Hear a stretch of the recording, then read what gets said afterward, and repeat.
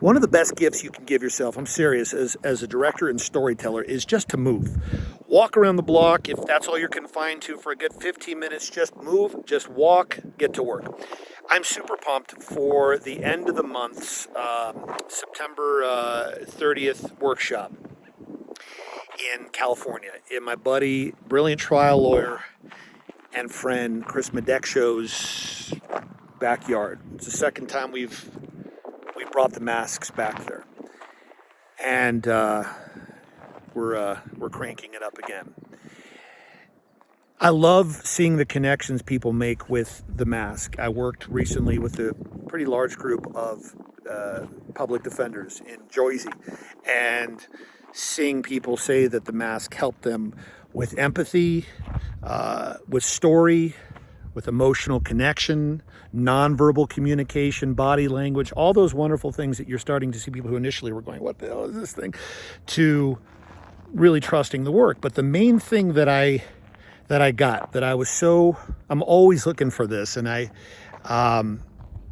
there's always going to be those who are like, theater mask, huh? But then the ones that really just light a fire under my tree is when you hear people say, it helped me understand how to tell my client's story. And more importantly, it helped me understand how to tell my villain's victor story. Saw a woman who naturally stepped into the role of this misshapen, sad, which is pretty much all of them, mask. And she's just slumped over, and it's the woe is me story. Why? Because that's what the mask certainly dictates, demands, because of the exterior, because of what we're seeing. And then take two, version 2, she rocks an imaginary child cradled in her arms, and she begins to laugh. In the imaginary response that she has, this character has to holding the child in her hands and allowing herself to laugh at what the child was doing, and the mask changes.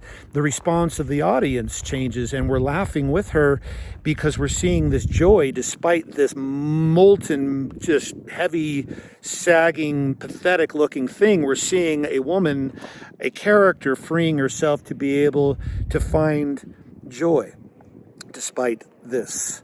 And we're seeing a completely different kind of person that is who this person really needs to be for us at their core. The woman, the mask bearer, was able to find something in her life that gave her joy, because the exercise was find the joy in this character. Oh my gosh, if I have to find the joy in the character, how am I going to do it when everything demands it? There's this, and I got to play it like this. But wait a minute, if I'm here to tell the story of strength, that this is not who this person is, ladies and gentlemen of the jury, this heavy mask of who this person is the strength of trying to overcome the burden, both physical and the emotional burden of this mask. If that's who they really are, then I got to do everything I can to find that joy. And she found it, and it was riveting. The mask changed because of what was coming from underneath it. The real story, the real character.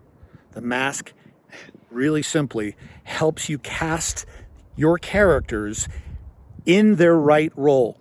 Who do they need to be for us? Always the victor, never the victim.